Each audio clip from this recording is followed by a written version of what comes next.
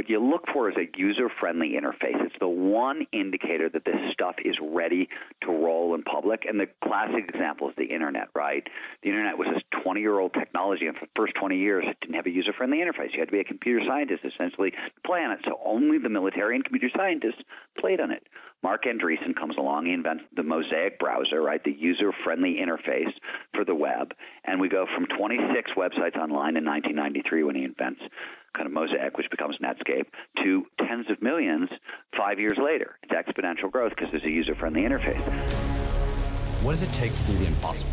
What does it take to level up your game like never before? What does it take for individuals, organizations, for even institutions to achieve paradigm shifting? Nothing is ever the same again, breakthroughs. Our mission is to decode the neurobiology of flow and cognitive peak performance. Access the minds of maverick scientists, groundbreaking innovators, and world-leading experts to understand what it takes to achieve ultimate human performance, so you can feel your best, perform your best, and accomplish your boldest goals. I'm your host, Rian Doris, and together with best-selling author Stephen Kotler, I present to you Flow Research Collective Radio.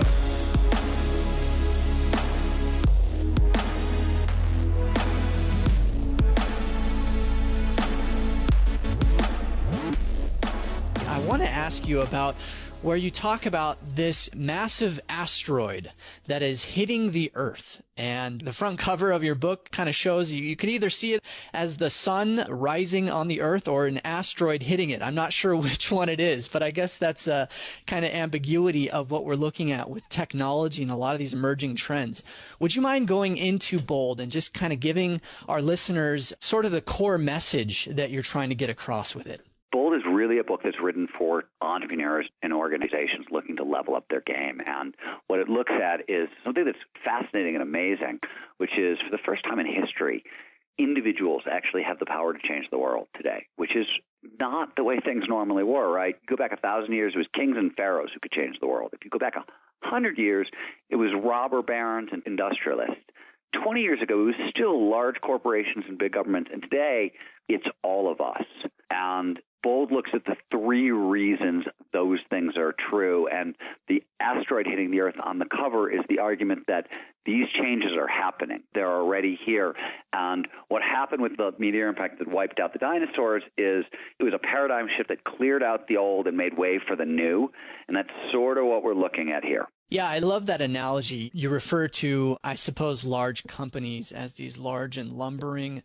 They're not nimble. They're not very quick. A lot of them, they can't adapt to the changing circumstances that we find ourselves in. And of course, that's what happened with the dinosaurs. Asteroid came in, massive impact, and then that cleared the way for mammals, small and nimble, these innovators, and you talk about the entrepreneurial spirit there.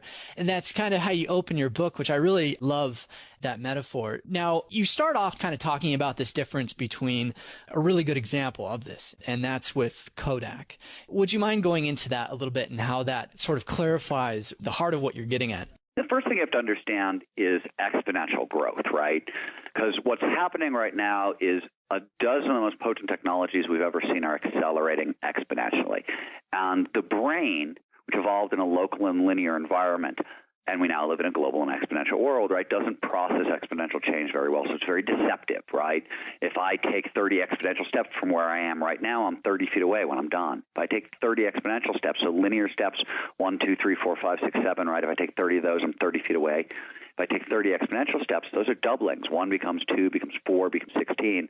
Take 30 of those, I end up 1 billion feet away, or essentially orbiting the globe 26 times. It's a huge difference, and the brain can't process this difference, showing up all over technology. We see it in Moore's Law, which is essentially your computers get twice as fast every 18 months while staying the same price. This same kind of doubling is showing up in nanotechnology, in 3D printing, in bionics, in robotics, in dozens of the most powerful technologies the world has ever seen, right? So as a result, first of all, entrepreneurs can kind of build new technologies on the backs of these things is the good news for entrepreneurs. The bad news for companies like Kodak is this change is disruptive. And big companies tend to have immune systems. They're built for safety and security and stability often, right?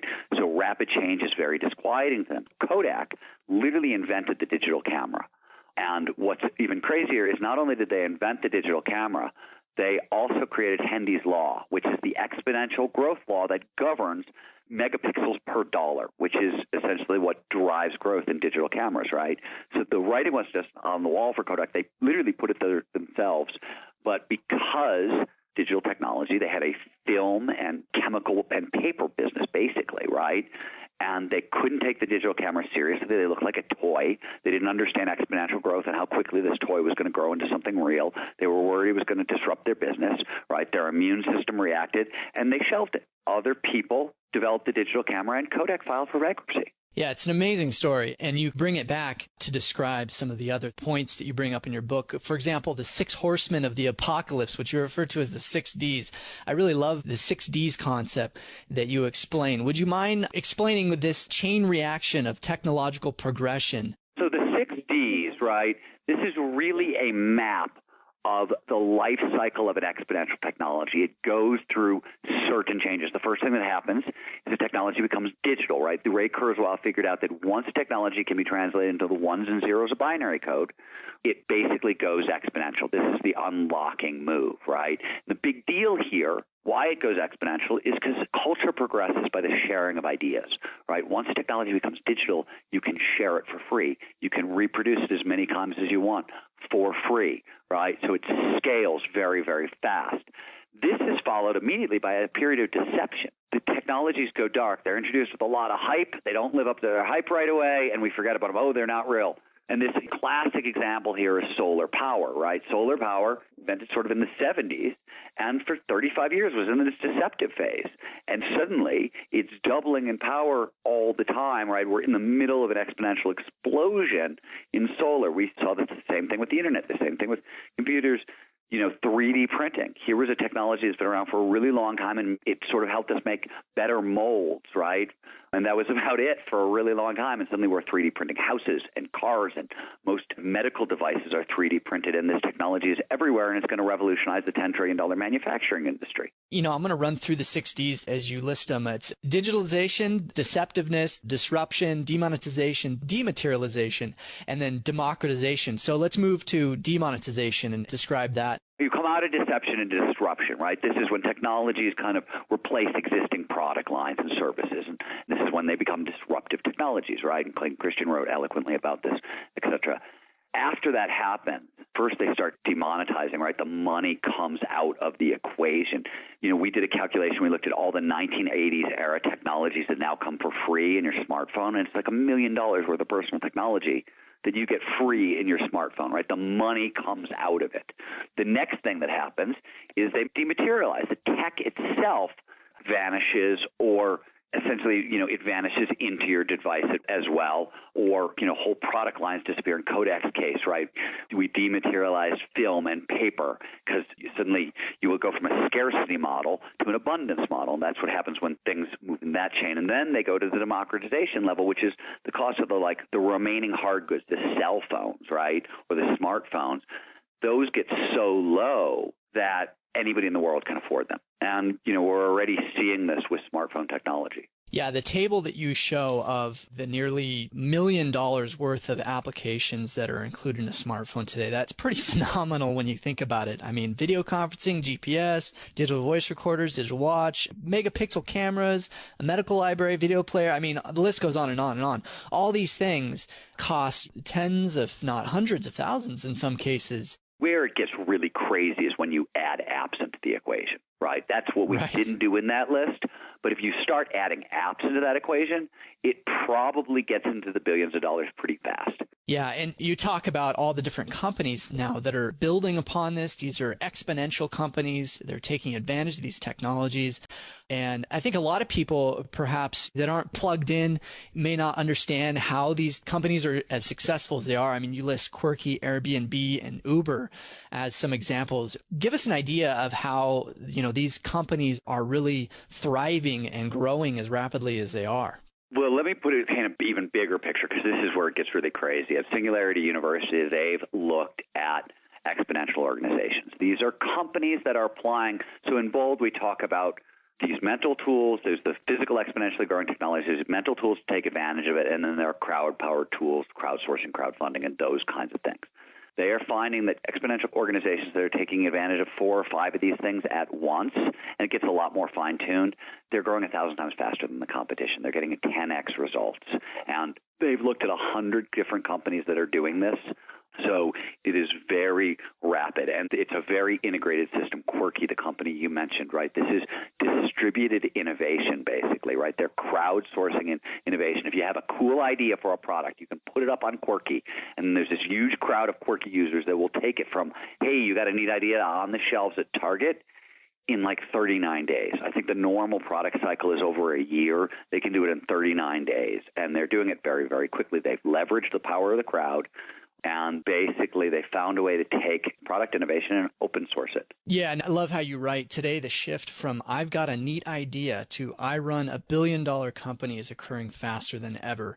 And it's built upon a lot of these technologies that you profile in your book, which is infinite computing, sensors and networks, 3D printing, AI, robotics, synthetic biology. I mean, there's just a ton of things that are going on that, like you say, are increasing at an exponential rate. The point, by the way, right, the real big point here is when does an entrepreneur insert themselves in the equation? And that's really where this stuff gets interesting, because we obviously want to do it between deception and disruption, right?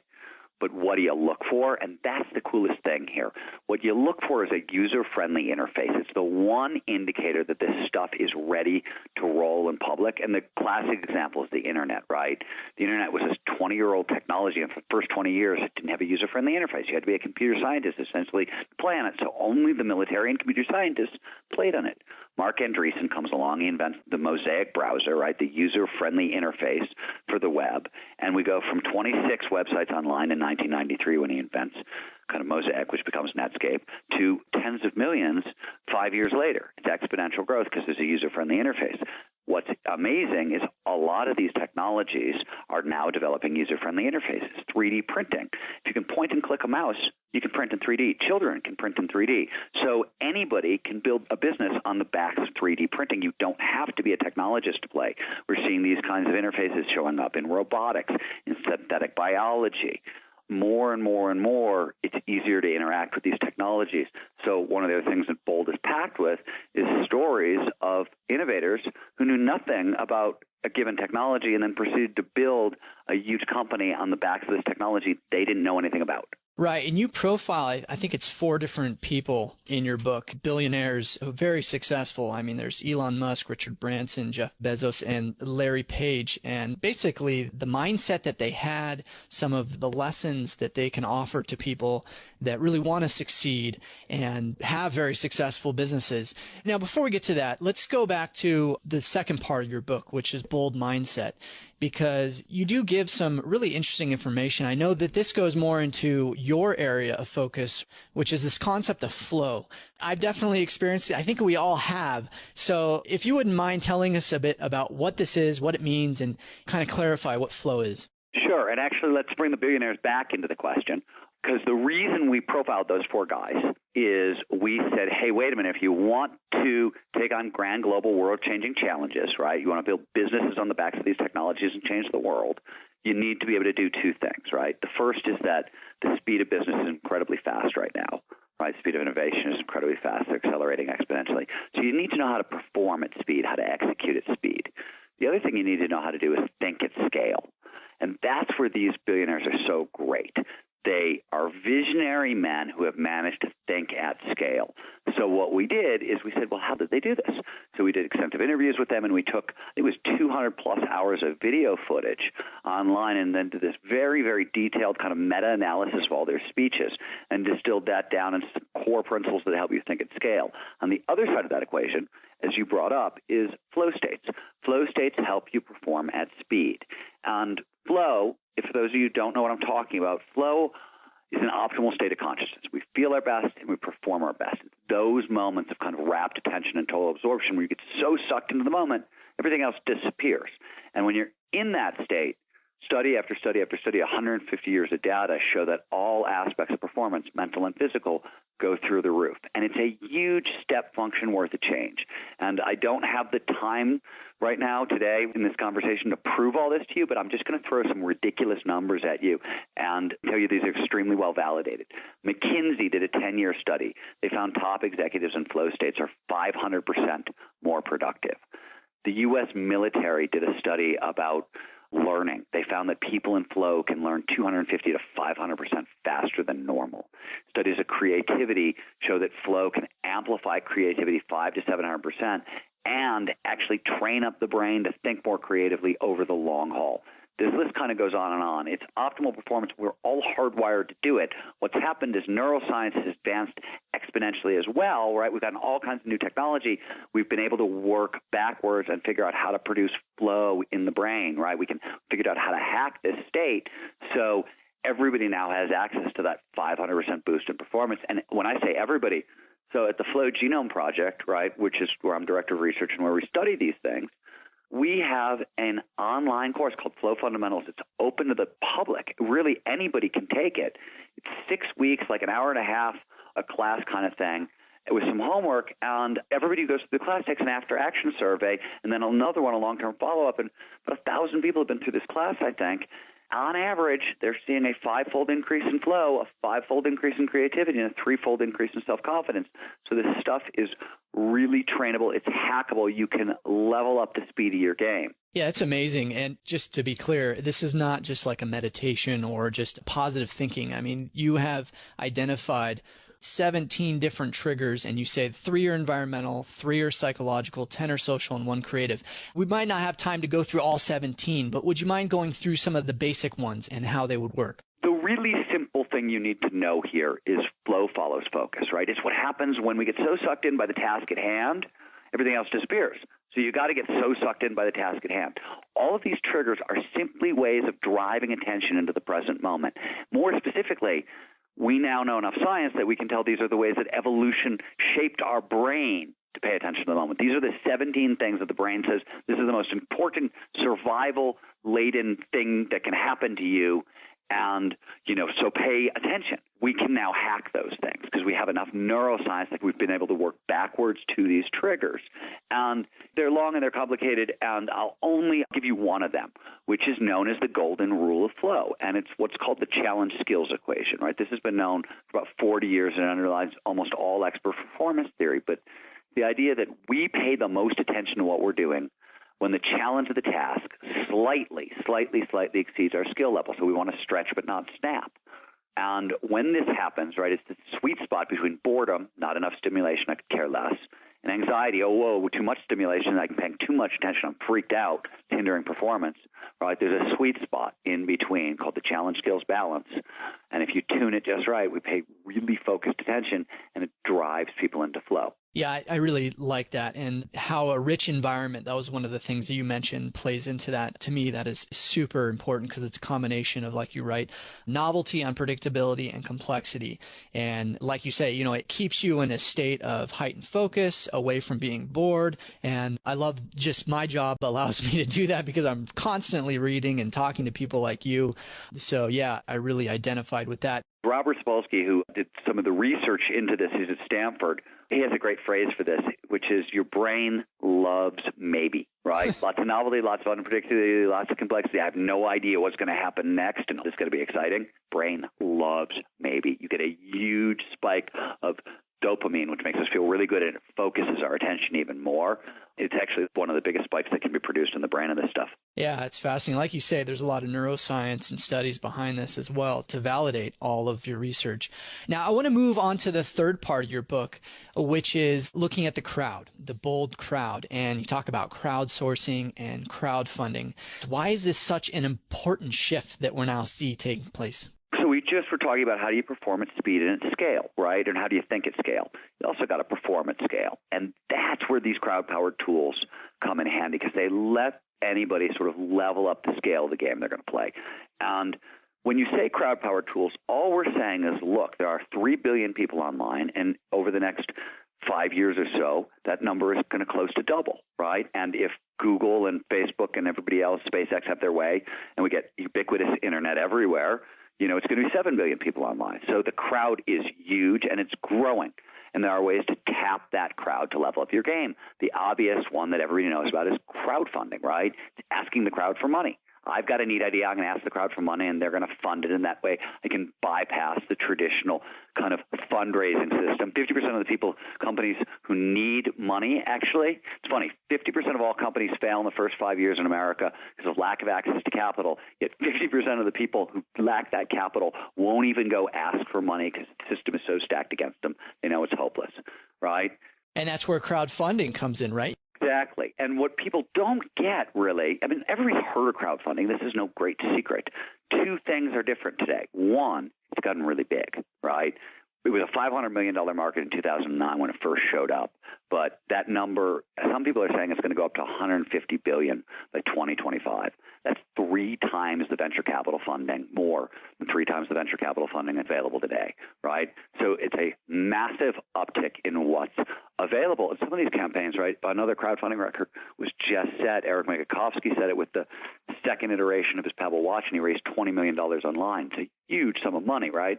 So big deals are going down. The scope of what is crowdfundable used to be, I got a neat idea for a film or a video, or here's a product and I'm going to pre-sell it to you, has gotten more conceptual. We're crowdfunding bigger and bigger things. Peter Diamandis, my partner, crowdfunded a space telescope, right, that is the first step towards unlocking kind of the new field of asteroid mining, right? He has an asteroid mining company. The first thing they need is a space-based telescope to detect asteroids. He ran a crowdfunding campaign and raised $1.5 million for the first telescope of this kind. So, it scales up. It can put big ideas into the world, and anybody can play this game. The second half of that story, and this is the other thing we do in Bold, is it's actually a much more mature industry than anybody believes, and there are right and wrong ways to play the game. And in fact, there are so many of these, we had to do a giant meta-analysis of, I think it was over 80 different studies, articles, reports, ways to crowdfund. And then we interviewed all the kind of top crowdfunding companies and talked to, what were their best practices, and people who ran big crowdfunding campaigns like Eric Mayakovsky, who I just mentioned, right? And we filtered this down into a set of best practices. To the best of our knowledge, it's the only time anybody's done this, and as of right now, it seems to be the most comprehensive guide to this stuff. I'm quite sure that within 6 months, somebody else is going to write a better one because this stuff is moving fast. But for right now, it's really comprehensive, and people are finding it very useful. We're getting letters from people who are like, I read your stuff, launched a crowdfunding campaign, and it's working, that kind of thing. Yeah, it's clear that you've taken a lot of the interviews and the research that you've conducted on crowdfunding and really distilled it down to the basics. I love how you lay out the types of crowdfunding, different ways to go about it, the right and wrong ways, case studies. So there's a lot of different practical advice here. Talking about like taking your own medicine, with the Flow Genome Project, here we split the research, right? Peter he had run a crowdfunding campaign. He'd led a lot of this research, right? So he took the first pass at that chapter. When I read it, the Flow Genome Project, literally we were a week and a half away from launching a crowdfunding campaign, and I killed it because I read the chapter. I went, holy crap, we're missing 5 to 6 of these things, and we can't run this campaign. And we literally paused it, and we relaunched it on Angel's List 2 weeks ago. So it took us a year and a half to get our stuff together, but we used Bold as a checklist, and now we're ready. Right. And that goes back to the thing that you write earlier that we mentioned, which is, today the shift from I've got a neat idea to I run $1 billion company is occurring faster than ever. And crowdfunding is part of that. And crowdsourcing, of course, as well, which we touched upon. You were telling me off the air before we started that you've actually written another book. So you are just a writing machine, apparently. Tell us about this next book that you're writing. So it just came out a couple weeks ago called Tomorrowland, and it is a book about our transformation of science fiction into science fact and kind of the massively disruptive impact that transformation is having on culture. And this is sort of where, my familiarity with the technologies Peter and I write about in Bold and Abundance comes from. I spent 25 years as a journalist coming up, and one of my beats was those moments in time science fiction became science fact. So I got to watch these transformations up close. In certain rooms, a lot of times I was actually one of the guys in the room when history sort of happened that way. So I got a really up close and personal and long view of all this stuff. And Tomorrowland kind of breaks down the entire gamut for better or for worse and really focuses. In Bold, we're looking at how can entrepreneurs build businesses on the backs of these companies. In Tomorrowland, I widen that out and say, well, what is all this stuff going to do to society, good and bad? What does it unlock? What new dangers are there? Where are we exactly? Those sorts of questions. You know, it's fascinating because I think, as you know, artificial intelligence has become a very controversial topic within scientific and tech communities. I mean, you have Elon Musk making public announcements about Skynet or it being more dangerous than nuclear bombs. And then you have, you know, people like Larry Page working at Google, acquiring all different types of AI companies. So, you know, this is a fascinating topic. I imagine that you probably spent some time on that in Tomorrowland. I know that you did in Bold as well. And I really liked what you had to say. Would you mind sharing your thoughts on where you think AI is headed? Well, the first thing to know is these fears are not new, right? The only thing new is that AI is now threatening our jobs, right? We're now calling it AI. Ray Kurzweil famously pointed out that one of the problems AI had is that every time an AI technology became real, we called it something else, like an ATM machine. So we just didn't notice, right? That stuff has progressed to really crazy levels. For example, I write a blog for Forbes. Sometimes on Forbes, you'll see a blog written by a company called Narrative Science. Narrative Science is not a human being. It is AI. And it can write a blog post for Forbes.com that if you didn't know what you were looking for, you'd be hard-pressed to distinguish from a real-life human being. So this stuff is moving very, very quickly. People are worried it's going to take our jobs, right? That's why we're suddenly talking about the bigger fears, because the lower level fears have become very real. So the bigger fears are now kind of coming into the picture, and they're very real. But, you know, I have found, and historically I always think that the problems that we're looking at are never the ones that are going to get us. We're really good at kind of solving the problems we can see. The stuff that kicks our butt is the stuff we can't see coming, which I think, by the way, is one of the reasons Tomorrowland focuses on the intersection on what this stuff does to culture. I'm kind of like looking for those blind spots. Yeah, that actually reminds me of a quote by Mark Twain, and I can't remember it verbatim, but it's basically along the lines of what you just said, that, you know, it's not what we expect to come that gets us, it's what we think is so, and then it just comes about in a way that we never considered. And that's kind of what I think about AI, is that, you know, it's probably going to be something that's a looming threat, but the way it's going to come about is way off the grid and in a way we never even really anticipated. You know, to get a little techie, they're basing their predictions on exponential growth rates and something called strong AI. The idea is that once our processing power gets to a certain level, computers are just going to become conscious. It's going to happen naturally. There are a lot of people, myself included, who say, hey, wait a minute, consciousness seems to be an emergent property, and it's not quite as clear-cut as that. So a whole other side of this argument says, hey, yes, what Elon is looking at as a fear is real, but his timetable is grossly off.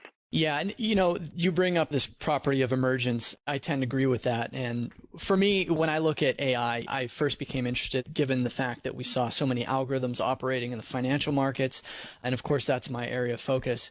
And, you know, we saw high frequency trading just balloon to the point where it was just a small fraction of trading, to the point where it was over half. It reached 70% of all trading on the market. I mean, that's the buy and sell decisions being made in the market are being done mostly by machines and not by humans at that point.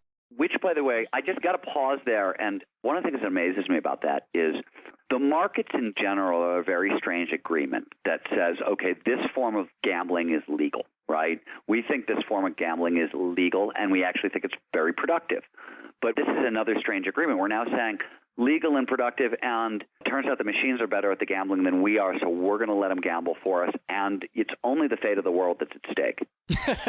I mean, you know, yeah. That's what we learned the last time this went wrong, right? Right, with Flash Crash. Yeah, exactly.